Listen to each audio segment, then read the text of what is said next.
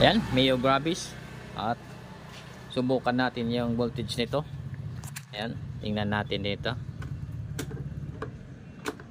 Ayan, yung voltage nya 11.7. Ayan. Okay, start muna natin. Ayan, umandar na. 12.7. Ayan. Ayan, yung charging nya 13.3. Ngayon, subukan po natin dito, no? Dito po. Ayan. Ayan, subukan natin. Ito po yung tester natin, ano? Ayan, subukan natin. Okay. Ayan po. 13.80. Okay. Ayan po yung charging system natin, ano? Tingnan natin dito. Ayan. Mababa po yung ano, madaya po dito yung voltage sa dashboard. Ayan.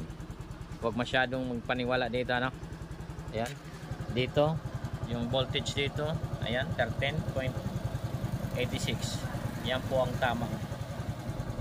Okay. Dahil galing po sa kanyang charging system. Yan po yung tama. Mas mataas po yung voltage dito kaysa doon sa dashboard. Kung makita nyo yung dashboard, nasa 13.3 lang. Dito, kung makita nyo, 13.90, 89, yan. Okay, di ba?